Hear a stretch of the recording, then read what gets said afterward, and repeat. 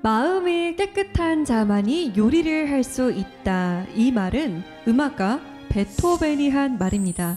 이런 말도 했다고 합니다. 영혼이 깨끗한 자만이 음악을 창조할 수 있다. 음악을 만드는 일도 요리를 하는 일도 모두 다 마음과 영혼을 들여다봐야 한다라는 의미가 아닐까요? 자, 여기 요리도 하고 노래도 하는 이가 있습니다. 그는 불기운이 가득한 주방도 또 멋진 오페라 무대도 다 똑같은 무대라고 말을 하는데요. 요리하는 성악가 전준환 셰프 지금 만나봅니다.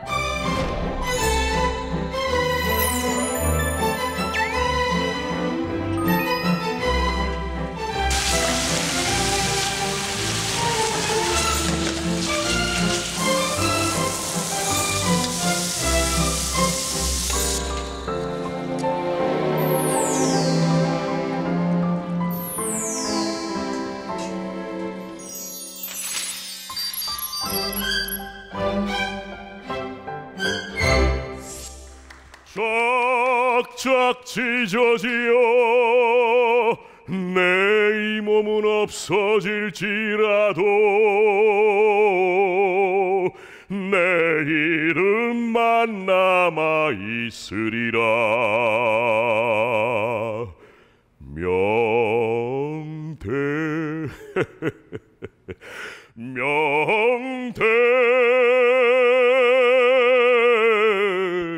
명태라고. 반갑습니다. 요리하는 성악가 전준환입니다. 네, 반갑습니다. 박수 한 번 더 크게 해주실까요?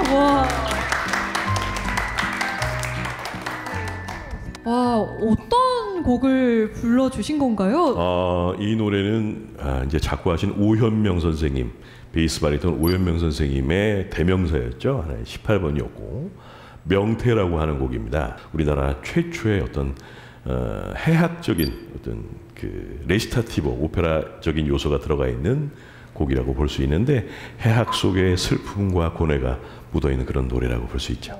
요리와 음악, 뭐 때려야 될 수 없는 관계 같지만 그래도 요리하는 성악가라고 하면 어떤 분일까라는 생각이 들어요. 저는 이제 대학에서 성악을 전공했고 이탈리아로 오페라를 공부하기 위해서 유학을 갔다가 여기서 많은 일들을 겪으면서 한국에 돌아와서 다시 오페라 가수로 활동하던 중간에 저의 하나의 제 인생의 버킷리스트 중에 하나였던 요리사가 한번 돼보고 싶다 해서 시도를 했죠. 그래서 지금은 제가 자그마한 이탈리아 식당을 운영하고 있고 그리고 시간 나는 대로 또 무대에서는 성악가로도 활동을 하고 있습니다. 지금 노래를 연미복이 아니라 그렇죠. 셰프복이라고 하죠. 조리복. 조리복을 입고 노래를 해주셨는데 그만큼 이 묘한 조화가 어떻게 이루어질지 참 궁금합니다. 오늘 강연 잘 부탁드립니다. 네, 감사합니다.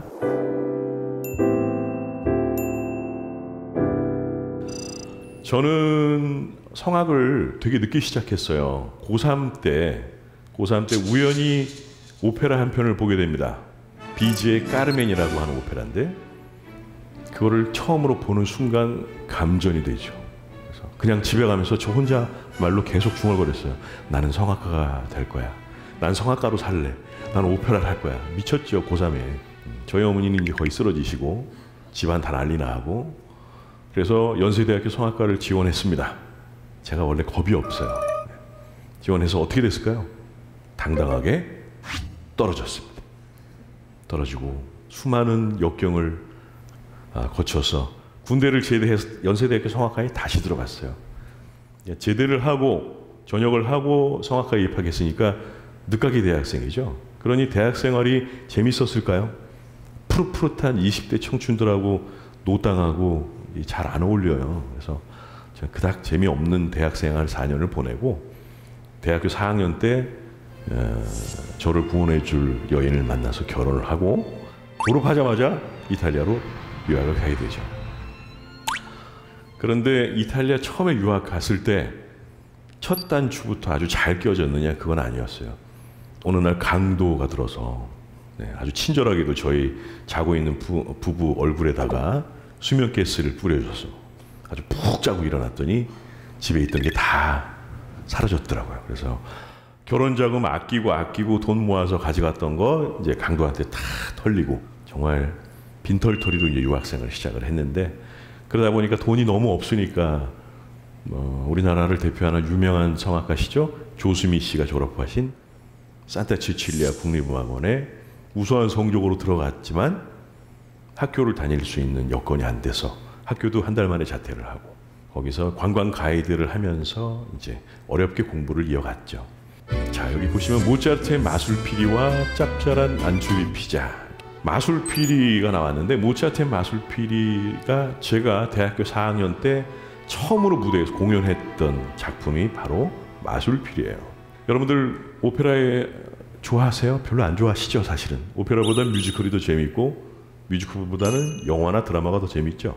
오페라는 말 그대로 고전 작품이라서 좀 재미가 없어요. 그런데 이 모차르트의 마술피리는 상당히 재밌습니다. 어린이를 위한 오페라로도 다시 각색이 돼서 많이 나오고 음악도 재밌고 안에 동선들도 재밌고 내용도 재밌어요. 그런데 이 볼프강 아마데우스 모차르트라고 하는 사람이 프리메이슨의 영향을 받아서 뭐든지 숫자 3을 적용을 했어요. 4분의 3박자였고 등장인물도 자라스트로라고 하는 대제사장 그리고 타미노, 파미나 이렇게 삼각구도로 설정을 하고 3명의 시녀가 나오고 3명의 아이가 나오고 전부 다 3으로 이루어진 오페라가 바로 마술피리예요. 저는 베이스 거기서 대제사장 역할은 굉장히 무겁고 멋있는데 포지션은 참 불리한. 근데 방송국 무대에서 오페라 전용 홀이 아니다 보니까 오페라는 마이크를 이렇게 달고 하는 게 아니잖아요. 네, 정말 순수한 발성으로 소리를 멀리 보내야 하는데 자라스트로라고 한 대제상은 맨 뒤에 세워놓고 테너 주인공은 맨 앞에, 소프라노 주인공도 맨 앞에. 그러니 똑같이 소리를 낸다면 제가 불리하겠죠. 제 인생의 첫 번째 오페라였는데 평이 뭐라고 나왔냐면 자라스트로가 소리가 하나도 안 들리더라. 너무 크게 상처를 받았습니다. 저에게 큰 상처를 줬던 첫 번째 오페라가 바로 마술피리예요. 근데 저기 나오는 짭짤한 안초비 피자는 또 무슨 연관이 있어서 이렇게 연결이 되어 있을까? 제가 유학을 가서 강도 맞았다고 그랬잖아요. 돈 다 털리고 주머니 남은 돈 몇 개 이제 이렇게 찾아서 제 와이프랑 손잡고 길거리를 무조건 나갔어요. 피제리아라고 피자 파는 집이 있더라고요. 들어가서 기분 전환하겠다고 문을 탁 열고 들어갔는데 이탈리아인들이 꽉 차 있는데 겁이 나는 거예요. 그동안 이탈리아를 공부하고 왔는데도 불구하고 입이 안 떨어지는 거예요. 근데 이제 거기 주문을 받는 할아버지가 막 독촉을 하는 거죠. 왜 막 이태리어로 뭐라고 하면서 빨리빨리 주문하라고. 그러니까 이제 무서워서 주문을 했는데 맨 위에 써 있는 거 이거 달라고. 그게 피자 나폴레타나, 나폴리 피자라는 이름의 피자였습니다. 피자를 받아서 보지도 않고 집에 와서 뚜껑을 딱 열었는데 세상에 피자에 멸치가 이렇게 누워 있는 거예요. 이렇게. 여러분 엔초비라고 아시죠? 말 그대로 멸치 절임이에요. 어마어마하게 짭니다. 그거 피자 위에 토핑으로 올려서 먹었다고 한번 생각해 보세요. 저 태어나서 엔초비 처음 먹어본 거거든요, 이탈리아에서. 그래서 밤새도록 변기를 끌어안고 그랬던 기억이 납니다. 그게 저의 첫 번째 피자 안초비에 대한 기억이에요. 첫 번째 오페라 마술피리에 상처를 받고 처음에 가서 너무 힘든 상황에 첫 번째 이탈리아 음식에 또 상처를 받은 경우가 된 거죠. 근데 사실 저 엔초비라고 하는 것은 이탈리아 이제 그 바닷가 지역에 멸치가 잡힐 그 계절에 이거를 저장하기 위해서 소금에 절여놓고 먹는 음식입니다. 베네토주의 베네치아라고 있죠, 베니스. 베니스에 가면은 옥수수가 굉장히 재배가 많이 돼요. 근데 그 옛날 통일 이탈리아 시절 이전의 베니스는 경제적으로 되게 어려운 그런 나라였어요. 네. 그러니까 옥수수를 많이 먹는데 옥수수만 계속 먹다 보니까 이제 병에 걸려요. 네. 그 다른 영양분이 공급이 제대로 안 되니까. 그래서 옥수수 폴렌타라고 하는 옥수수 빵 위에다가 이렇게 엔초비 절인 멸치를 올려서 먹었던 거예요. 우리 생각으로는 빵에다가 절인 멸치를 올려 먹으니까 그 안 어울릴 것 같은데 시간이 지나면 지날수록 그게 굉장히 묘한 매력과 맛을 가지고 있습니다. 짠맛 끝에는 무슨 맛이 있어요? 단맛이 있습니다. 좋은 소금으로 만들었을수록 마지막 끝맛은 단맛입니다. 그래서 처음에 저렇게 씁쓸하게 시작했던 오페라였고 처음 접했던 음식이었지만 시간이 흐르면서 저에게 단맛을 선사해 준 두 가지의 내용이 되겠죠.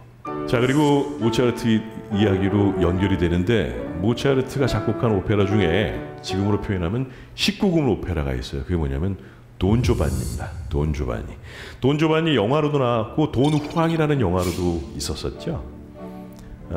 스페인의 전설적인 인물 돈 후앙을 토대로 해서 만든 오페라인데 이탈리아 베네치아에는 실존 인물이 한 명 있었습니다.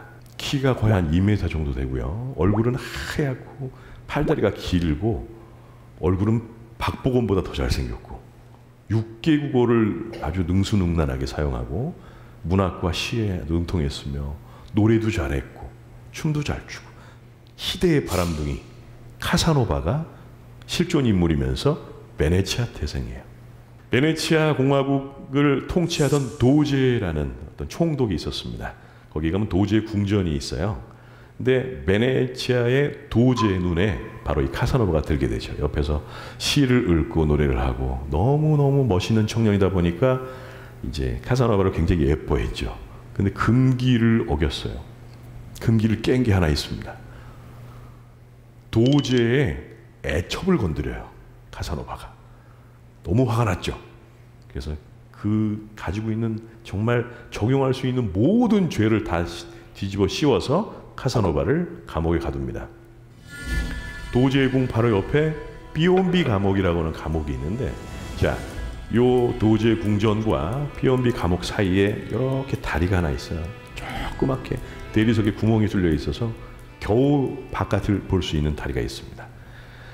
이 궁에서 재판을 받고 비욘비 감옥으로 넘어가면 죽기 전에는 못 나와요. 그래서 시인 바이런이 그 다리를 보고 이제 이 다리를 건너면 두 번 다시 돌아올 수 없었다. 그래서 본테 데이 소스피리 탄식의 다리라는 이름을 붙이게 됩니다. 근데 그 비욘비 감옥에서 탈옥한 유일한 사람이 있었어요. 누굴까요? 방금 말씀드렸던 카사노바가 비욘비 감옥에 탈옥한 유일한 사람입니다. 감옥의 어떤 간수를 유혹했다 뭐 이런 얘기도 있어요.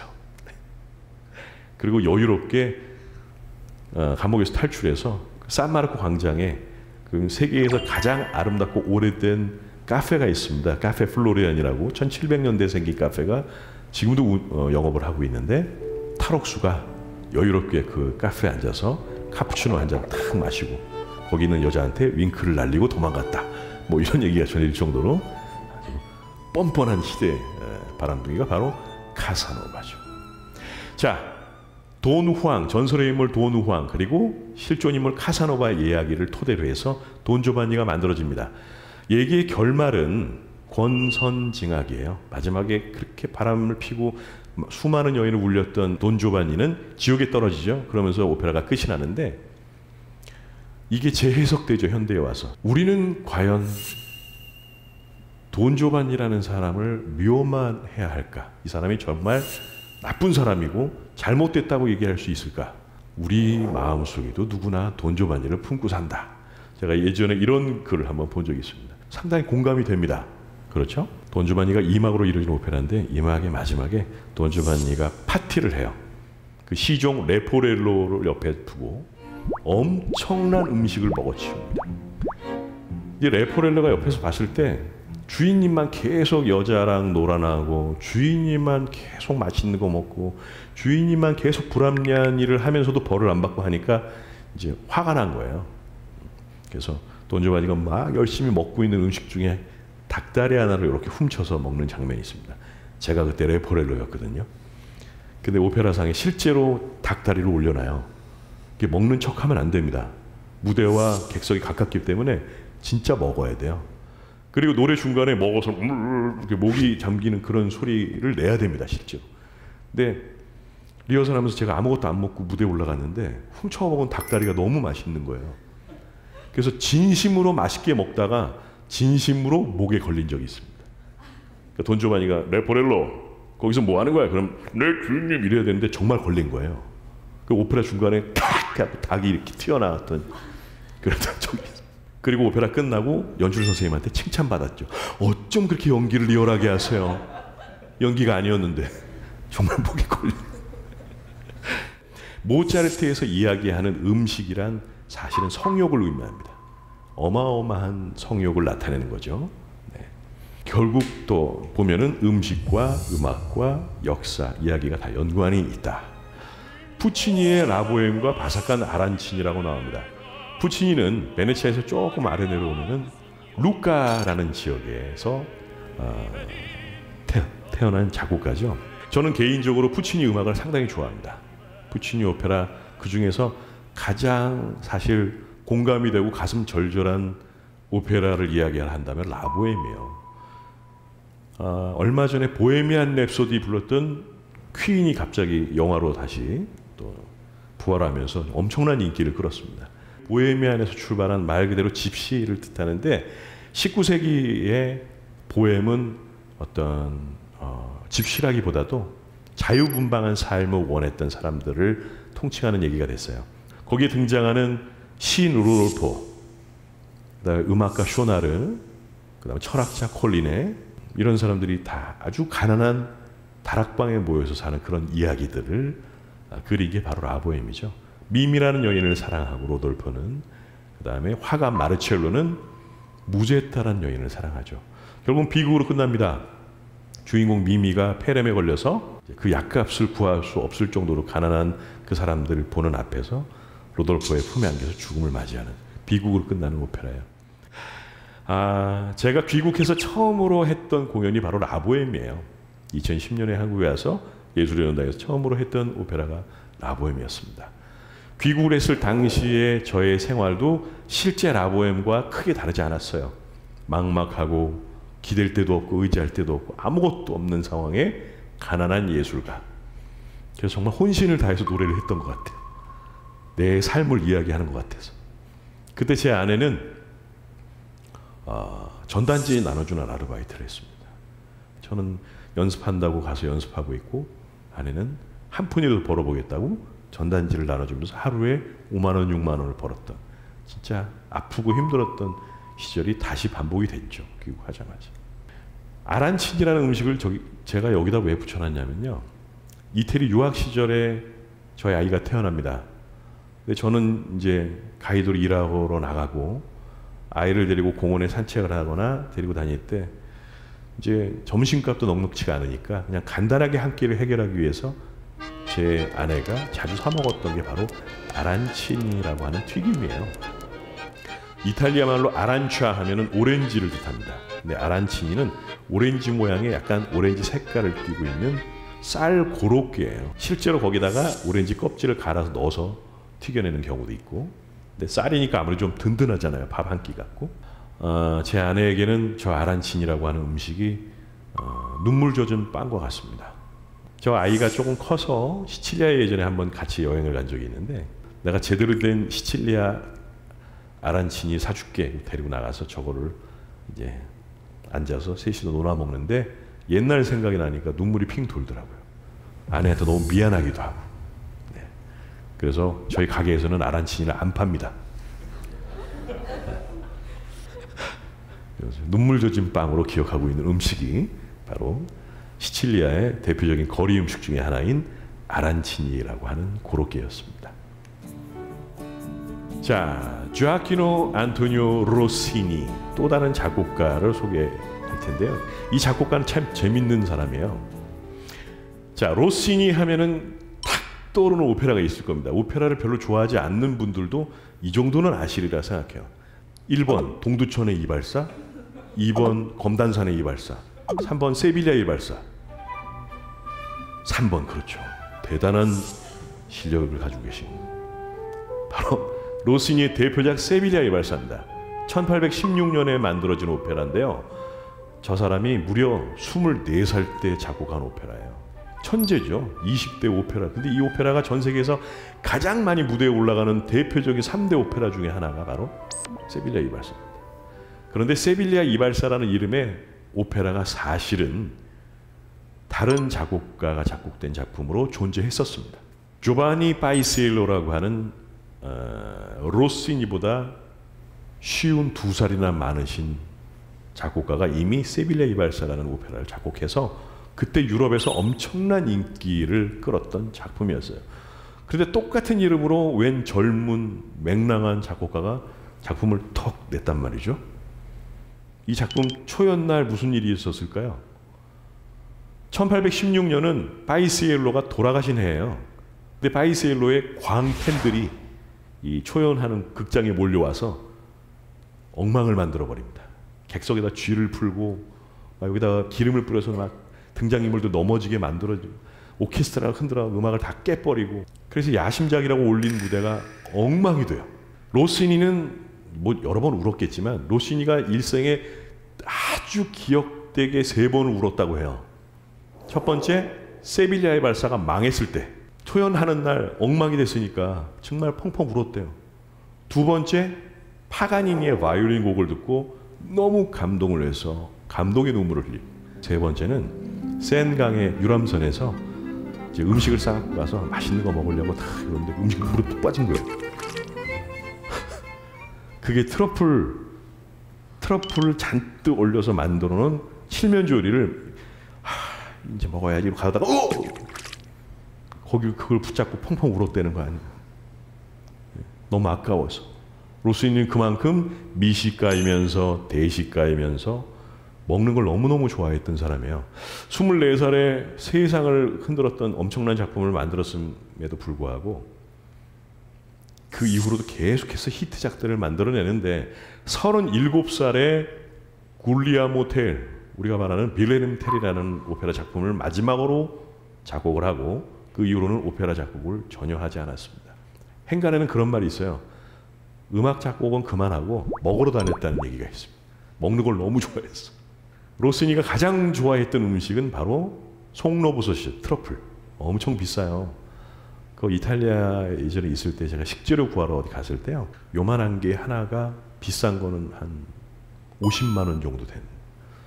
최근에 뉴스에 나왔는데 이만한 화이트 트러플을 얻은 저기 누가 발견, 농부가 캤는데 경매에 붙여졌는데 이게 6억 원인가에 팔렸어요. 그 정도로 귀한 버섯입니다. 로시니가 그래서 음악 사업 말고도 되게 좋아했던 게 송로버섯을 캐려면 돼지가, 지금은 강아지를 쓰는데 돼지가 가서 송로 냄새를 맡고 땅을 막 파요. 그러면 옆에 있다가 얼른 가서 그 돼지가 먹기 전에 송로를 옆에서 이제 탁 뺏는 방법으로 채취를 합니다. 돼지하고 강아지만 그 냄새를 맡을 수 있대요. 그래서 그 돼지 키우는 사업을 했어요, 로시니가. 송로를 너무 좋아하니까 송로 사업을 해보겠다고.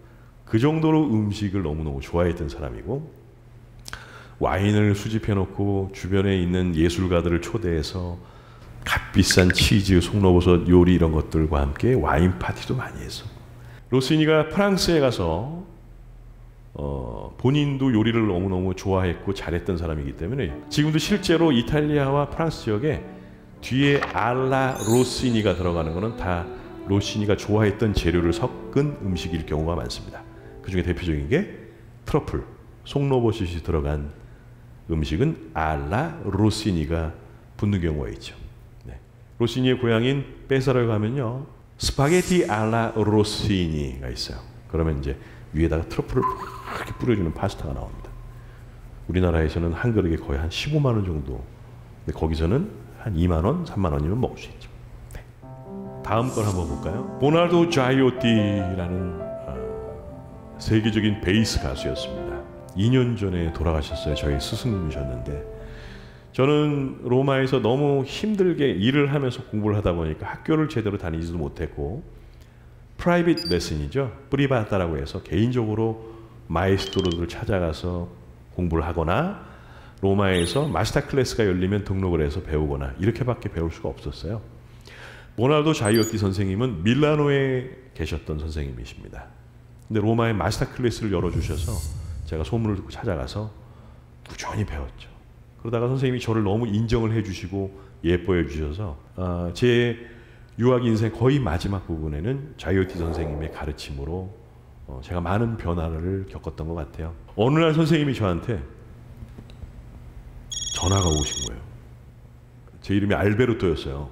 알베르토, 너 이번에 무슨 콩쿠르 있는데 거기를 나가봐라. 그래서 선생님 나 일 끝난 지 얼마 되지도 않고 지금 너무 힘들다고. 그랬더니 아니야. 너 이제 지금 콩쿨 나가면 1등 할 수 있어. 내가 너한테 가르친 거를 넌 지금 제대로 이해하고 있는 것 같아. 나가봐. 그래서 선생님 말을 듣고 정말로 지원을 하고 나가서 1등을 했어요. 38살에. 저도 대단하죠. 이럴 때는 박수도 쳐 괜찮아요.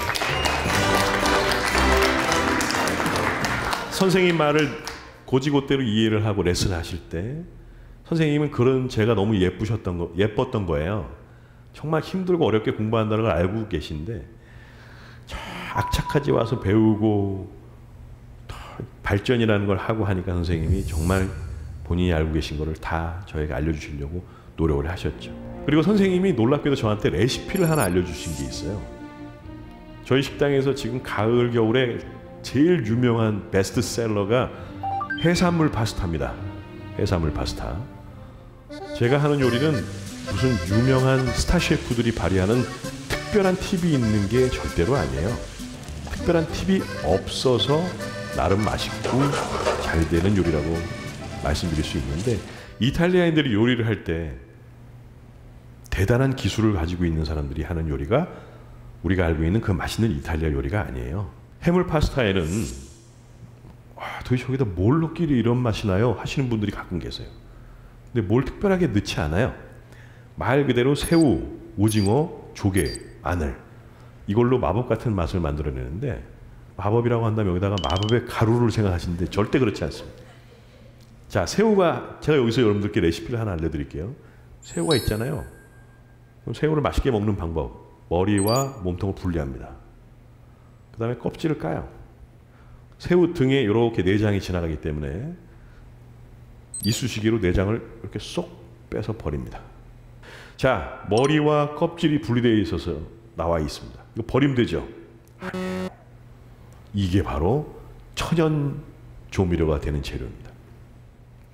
머리와 껍질, 그거를 버터에다, 얘기해 주면 안 되는데.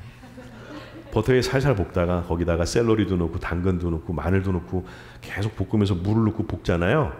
그럼 걸쭉한 국물이 납니다. 그거를 찢고 갈거나 해서 즙을 쫙 짜내면 한 요만큼 밥공기 한 반 그릇 정도 액즙이 나와요. 이게 해물 요리의 최고의 천연 조미료예요. 나머지는 오징어 넣고 새우 넣고 마늘 넣고 토마토 넣고 이렇게 볶다가 그거 한 숟갈 탁 넣어서 면 넣고 졸여내면 그게 바로 이탈리아인들이 먹는 파스타가 됩니다. 파스타는 이탈리아인들에게 사실 주식에 해당되는 거잖아요. 그 사람들은 전체 요리서부터 주식, 후식 뭐 엄청나게 제대로 저녁을 먹으면 한 4시간을 먹는 사람들인데, 그래도 메인이라고 한다면 파스타예요. 자, 우리나라 사람에게 메인 주식이 뭘까요? 비밥 하는 밥이에요. 밥. 우리가 평생 먹는 주식을 만드는 방법은 굉장히 간단합니다. 자, 이탈리아로 싹 돌려서 이탈리아인 입장에서는 주식, 매일 먹는 파스타를 만드는 방법이 정말 너무너무 어려울까요? 아주 희귀한 방법을 써야 될까요? 진짜 간단해야 되겠죠. 여기서부터 접근하면 이탈리아 요리를 이해하는 건 너무 쉬워요. 저에게 그 해물 파스타를 사주시면서 무슨 얘기를 하시냐면, 제가 아까 설명드렸던 비슷한 얘기를 하셨습니다. 알베르토 봐라, 여기 새우가 들어가 있고 오징어가 들어가 있고 조개, 토마토가 들어가 있다. 이들은 다 아침에 이 안에 모이기 전까지는 각자의 자연 재료였어. 또 서로가 이 안에 섞여 있는데 서로 회방하지 않고 조화를 이루고 있지 않니? 너의 소리가 공중에 퍼져나갈 때 무리가 가거나 뭔가 자연스럽지 않은 게 섞여 있거나 뭔가 특별하려고 쓸데없는 힘을 주거나 자연스러움을 잃어버린다면 너의 목소리는 아름다운 소리로 공중에 퍼져나가지 않을 거야. 이게 밥집에서 저한테 말씀해 주신 거예요. 밥을 먹으면서. 그러니까 몸에 전율이 느껴지더라고요. 파스타도 맛있었지만 어떻게 이런 비유로 나에게 가르침을 주실까? 그걸 잊을 수가 없어요. 실제로 제가 가장 자신 있어 하는 파스타가 해산물 파스타인데 정말 선생님의 가르침에서 벗어나지 않으려고 생각하면서 요리를 합니다.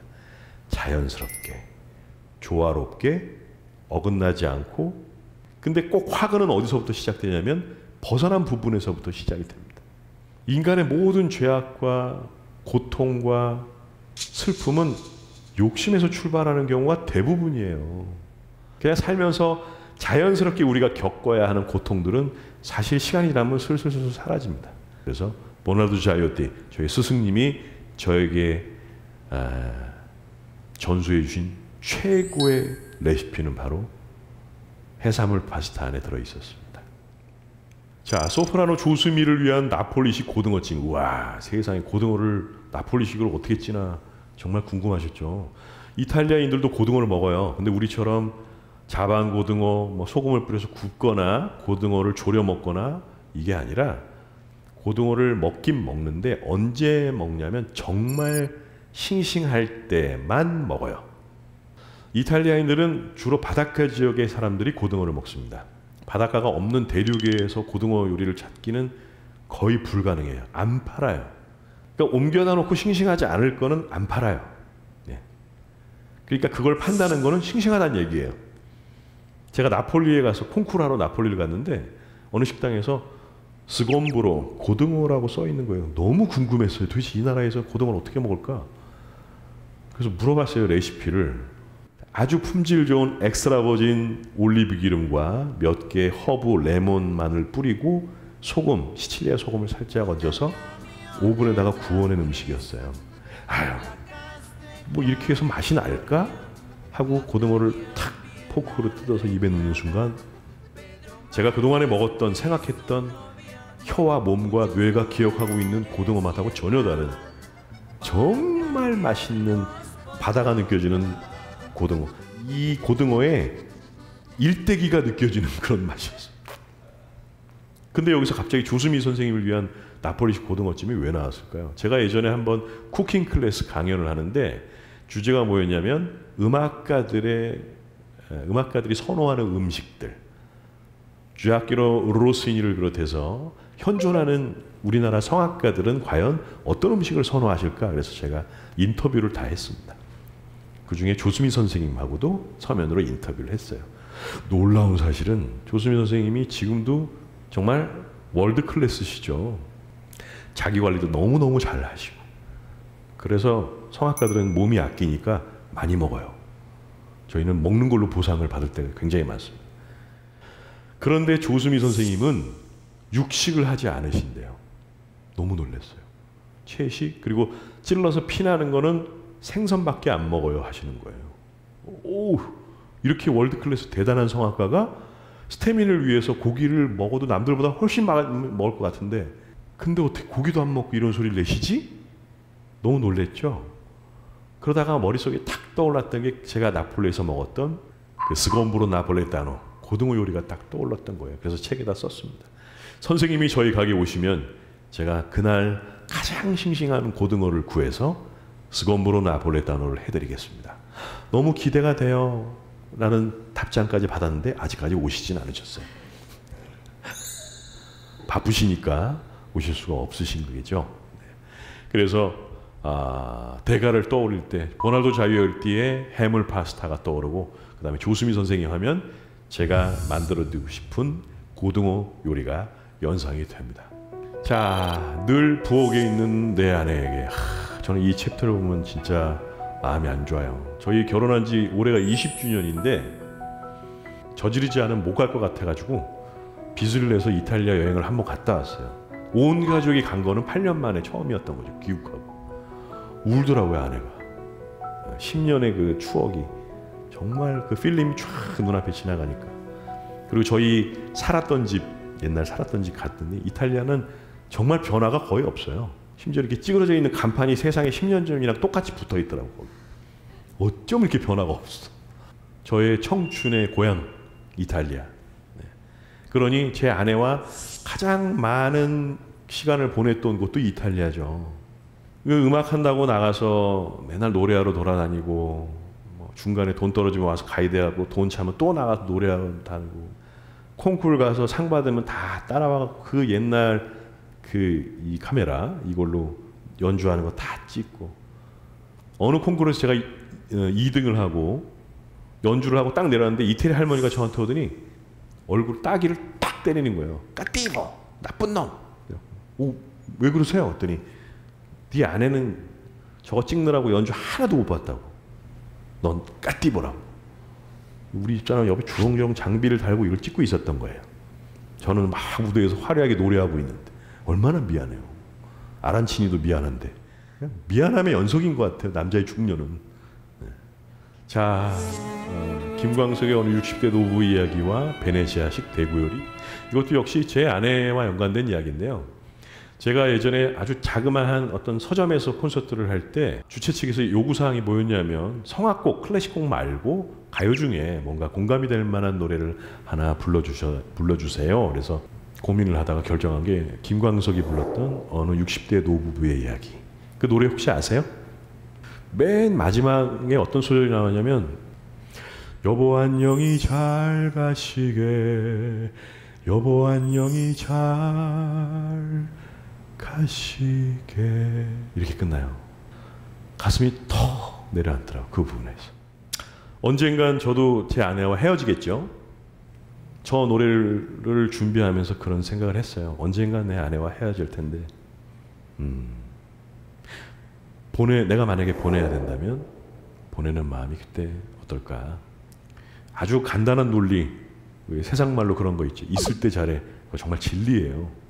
재작년에 이탈리아 여행을 갔다고 했죠. 베네치아에 가서 제가 폴렌타하고 바칼라 대구 요리를 시켜서 얹어서 여보 한번 먹어봐. 내 와이프가 탁 놓더니 너무 맛있다. 이런 요리가 있는지 몰랐네. 근데 그때 또 너무 미안한 거예요. 집에서 육아하느라 자기 전공이고 자기 인생 포기하고 저 뒷바라지 하느라 10년이라는 시간을 이탈리아에 살았음에도 불구하고 바칼라도 한 번도 못 먹어봤던 거죠. 관광객 입장으로 다시 돌아갔던 이탈리아에서 그때서야 비로소 먹어본 요리가 베네치아식 대구 요리였던 거예요.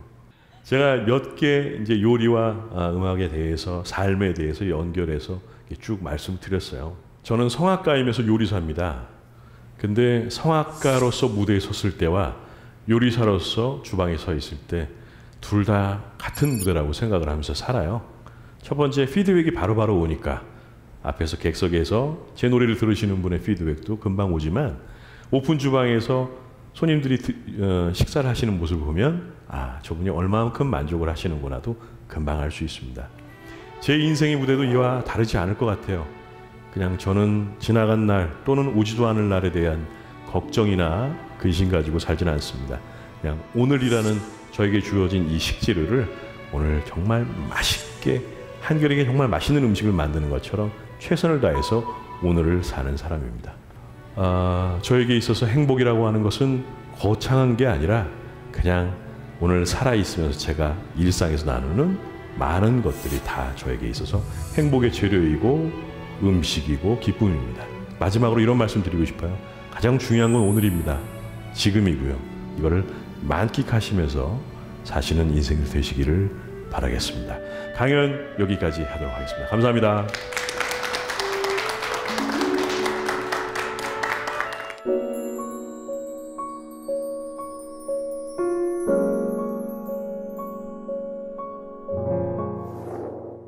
네, 재밌게 다들 들으셨나요? 저는 이 강연을 들으면서 와, 전준환 셰프의 요리를 꼭 한번 먹어보고 싶다. 정말 궁금하다. 특히 그 해산물 파스타가 저는 정말 궁금하더라고요. 네. 강연에 대해서 또 셰프님에 대해서 궁금한 점이 참 많을 것 같습니다. 네. 저희가 질문부터 한번 받아볼게요. 궁금한 점이 있으시면 그 예술가로 살아가는 그 꿈을 가지고 있는 사람이잖아요. 네, 지금도 그렇죠. 하고 계시고 네. 그것에 있어서 투잡은 뗄 수 없는 운명인지 그게 좀 궁금해요. 아주 현실적으로 봤을 때 떼면 안 되는 운명입니다. 네. 왜냐하면 이제 저뿐만이 아니라 많은 예술가들이 예술 형태로만 먹고 살기 정말 어렵거든요, 현실적으로. 네. 그러다 보니까 사실 저는 좀 예술과 동떨어진 어떤 행위라고 생각할 수도 있지만 노래하시는 분들 또는 연주하시는 분들도 약간 벗어난 다른 맥락의 다른 잡들을 많이 하고 계세요, 실제로. 예수를 위해서만 살 수는 없거든요. 가족을 위해서도 살아야 하고 그러다 보니까 저는 이게 되게 뭐 독특하다고 생각하지 않아요. 그냥 자연스러운 한 모습 중에 하나라고 생각합니다. 제 주변에서도 시인이면서 직장인이신 분들이 꽤 있거든요. 네네. 하지만 그래도 나는 이게 조금 더 좋다라는 게 있을 것 같아요. 어떤 게 더 좋으세요? 이런 질문도 되게 많이 받았어요. 네. 노래가 좋으세요? 뭐 요리가 좋으세요? 단골 질문일 것 같아요. 아무래도. 요리할 땐 요리가 좋고 무대에선 노래가 좋습니다. 거기에 최선을 다해야 요리는 요리대로 나오고 노래는 노래대로 나오니까요. 노래하면서 올라가서 오늘 매출이 어떻지? 막 이렇게 생각하면 노래 엉망이 되겠죠. 후라이팬 막 돌리고 있는데 갑자기 머릿속에 가사가 안 어울릴 것 같아요. 그래서 요리할 땐 요리에 집중하고 노래할 땐 노래에 집중하고 그게 최선이라고 생각합니다. 다른 질문도 한번 받아볼까요? 지금까지 요리사라는 직업을 가지고 살아오시면서 항상 누군가에게 요리를 해주시는 입장이었잖아요. 네네. 네, 그러면은 혹시 다른 사람에게 받고 싶은 요리라던가 그런 건 없나요? 요리사 입장에서 제일 선호하고 맛있어하는 음식이 뭔지 아세요? 남이 해준 음식입니다. 물론 다 맛있진 않죠. 근데 저희도 요리를 하다 보니까 어디 가서 특히 비슷한 요리를 먹게 되면 이게 그냥 먹으면 되는데 자꾸 평가를 하게 돼요. 머릿속에 그럴 것 같아요. 재료가 뭐가 들어갔지 막 이러고 하다 보니까 불편한 경우도 많죠.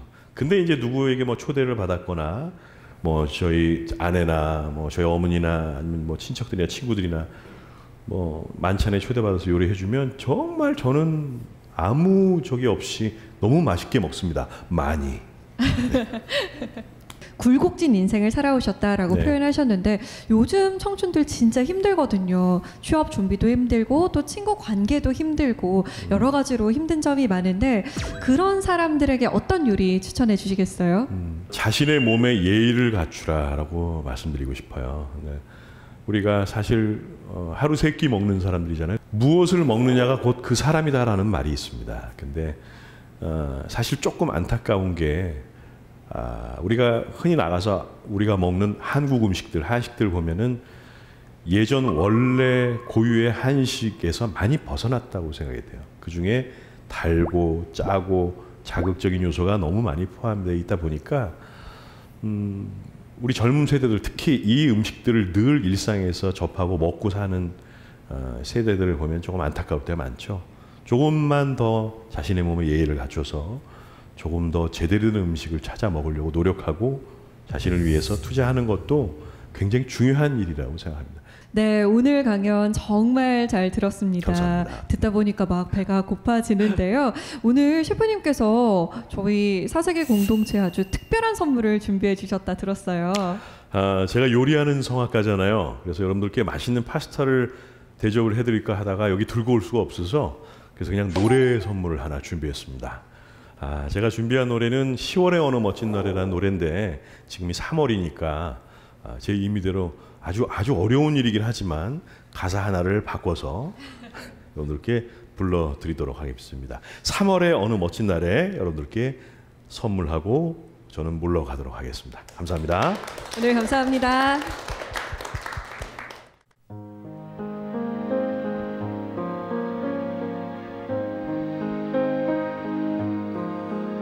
눈을 뜨기 힘든 가을보다 높은 저 하늘이 기분 좋아. 휴일 아침이면 나를 깨운 전화 오늘은 어디서 창밖에 앉은 바람 한 점에도 사랑은 가득한 걸. 널 만난 세상 더는 소원 없어. 바람은 죄가 될 테니까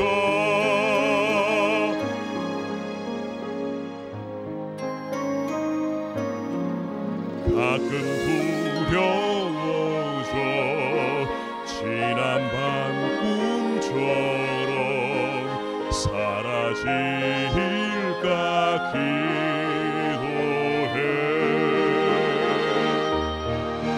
내일 너를 보고 너의 손을 잡고 내 곁에 있는 너를 확인해. 창밖에 앉은 바람 한 점에도 사랑은 가득한 걸. 널 만난 세상 더는 소원 없어. 아래는 죄가 될 테니까. 자, 다 같이 아 해볼까요?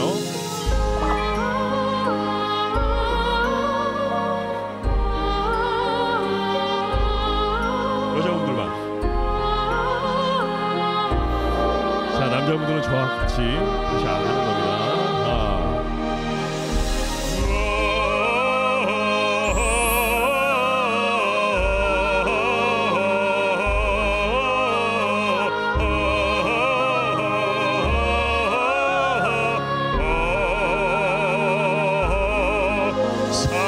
살아가는 이유, 꿈을 꾸는 이유 모두가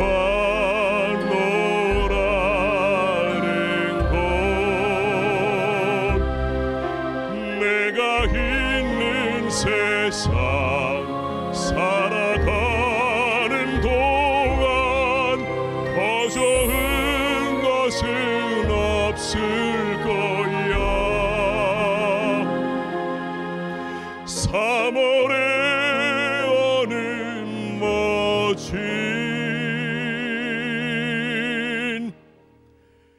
날에.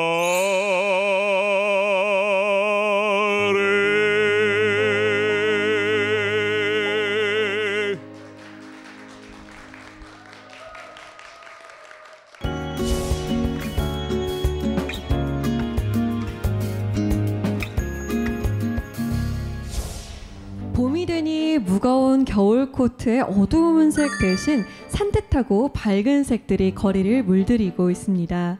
미국 팬톤 컬러 연구소는 2020년의 색으로 클래식 블루를 뽑았다고 합니다. 클래식 블루는 휴식의 색이라고 하는데요.